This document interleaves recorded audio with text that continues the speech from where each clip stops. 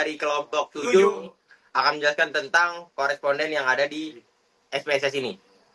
Silakan yang pertama uji validitas. Ayah aja.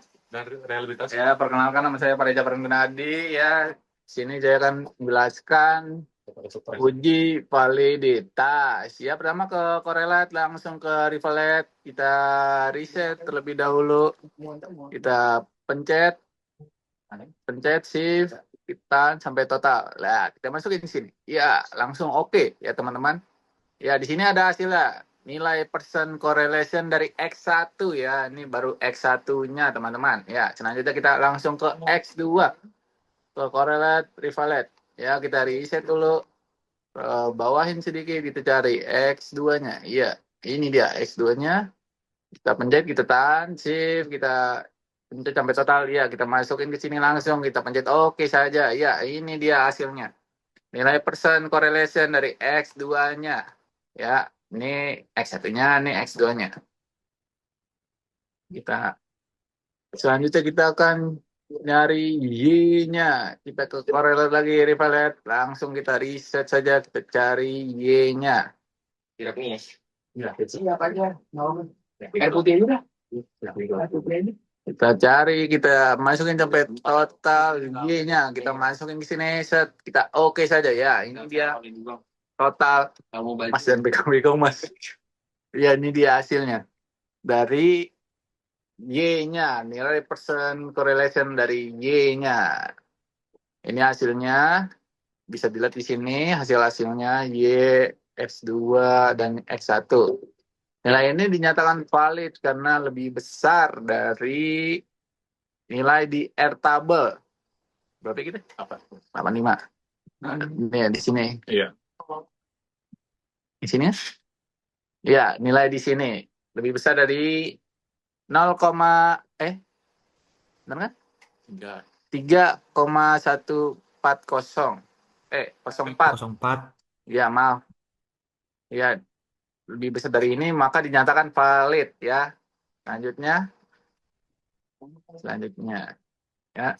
Selanjutnya kita cari uji reliabilitas. Kita ke scale, ke reliability. Kita reset dahulu, kita pencet, kita tahan shift, kita masukin sampai sini. Totalnya tidak dimasukin ya, teman-teman. Kita langsung oke saja. Iya, ini dia hasilnya. 0, berapa itu? 603. Ini X1-nya ya. Kita lanjut cari X2. Mana kursor? Maaf. Ya, ke analyze lagi, ke scale, reliability, analyze. Kita reset dahulu. Cari X2-nya, kita pencet, tahan shift, kita pencet sampai sini, totalnya tidak dimasukkan, kita masukkan ke sini, kita pencet oke. Ini dia nilainya dari X2.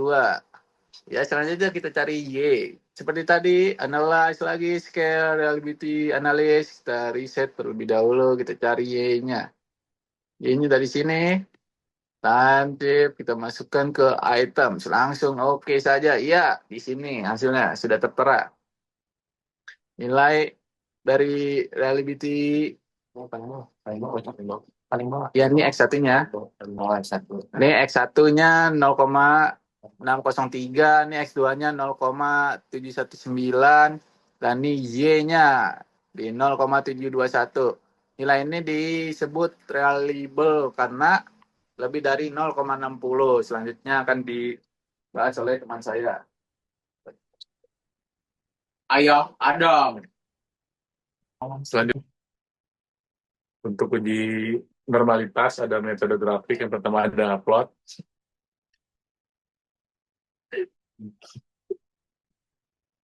Untuk hasilnya seperti ini. Dan selanjutnya ada untuk uji KS. Karena intinya 0,05 dan hasil akhir dari data ini ada 0,062 dinyatakan normal.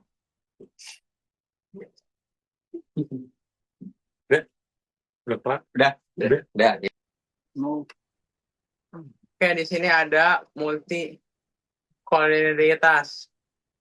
Pertama, kita pencet regression, lalu sabar, linear. Oke, kita reset. Pertama kita masukkan X1, yang kedua X2 di independen, yang ketiga di dependent. Lalu kita punya statistik, pencet, salah, klik yang part and partial correction dan collinearity diagnostic. Lalu kita pencet continue. Lalu di sini hasilnya muncul, yaitu buku miring.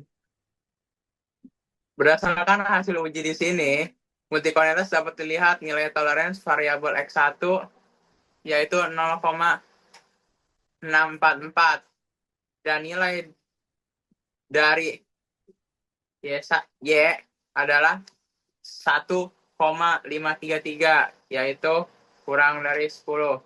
Dari nilai tersebut dapat disimpulkan bahwa tidak ada gejala multicollinearitas sehingga tidak ada hubungan antara variabel bebas dalam mempengaruhi variabel berikut. Oke, lanjut.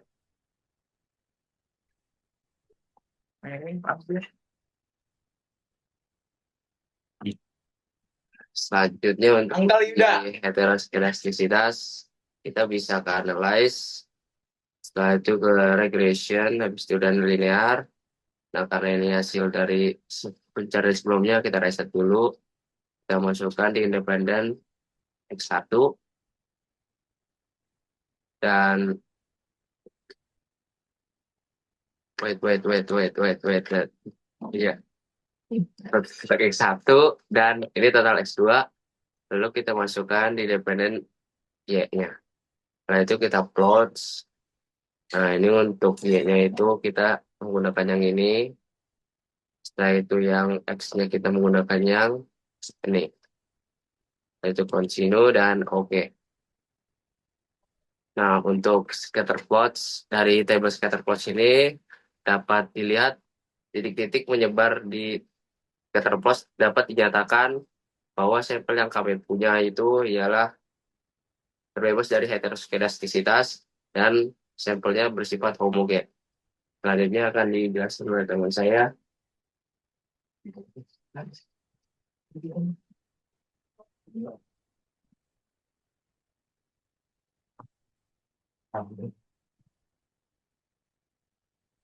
Please.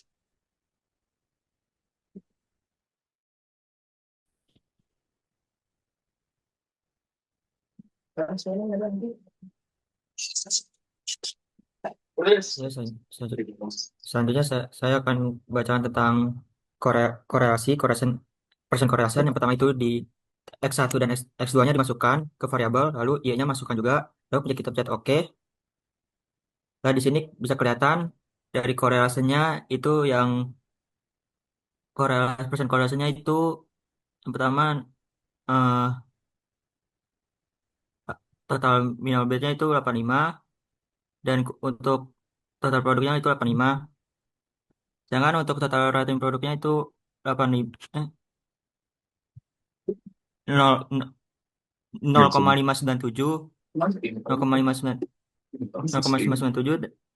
total minat bid-nya itu 0,589 dan hasilnya itu menunjukkan nilai lebih besar dari 0,05 atau N2 sebenarnya 10. Jadi dari nilai persen correlation tersebut dapat disimpulkan bahwa terdapat korelasi antara X1 terhadap Y dan X2 terhadap Y.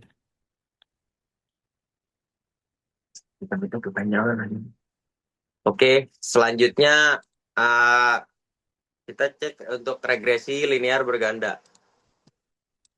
Pertama-tama kita buka analyze, kemudian ke scale, ke regression linear.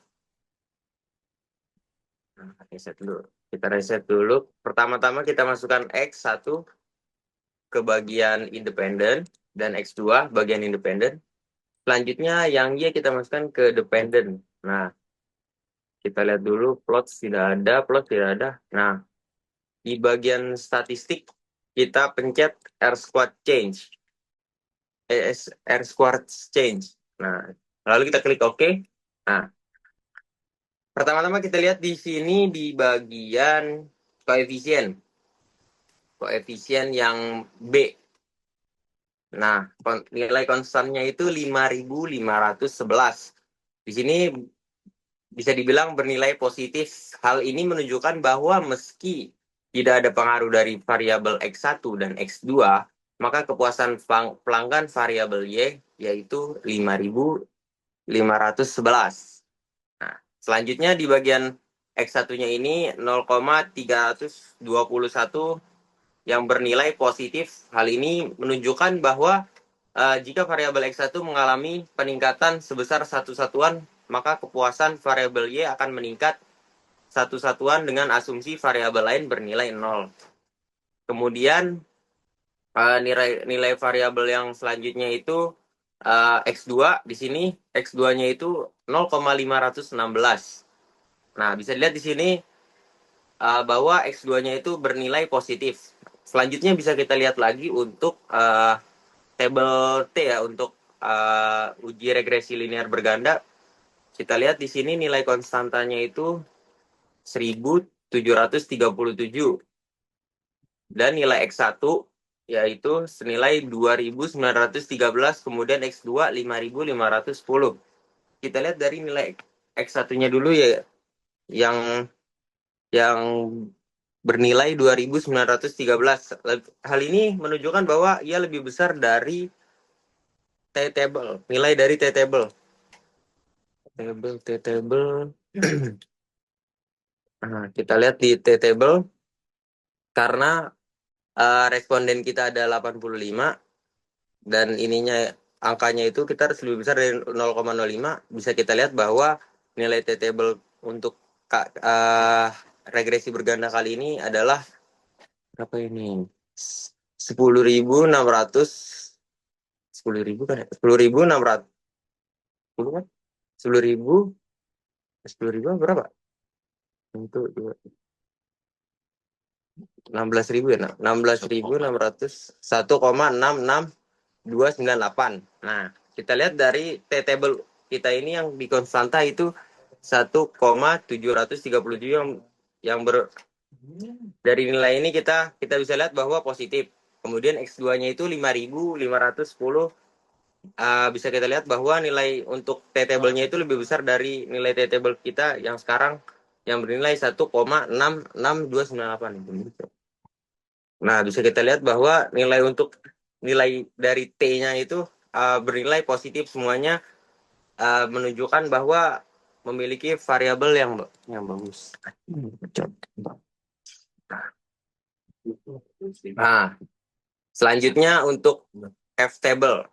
Untuk F-table-nya itu nilai dari F-table kita itu 45.023.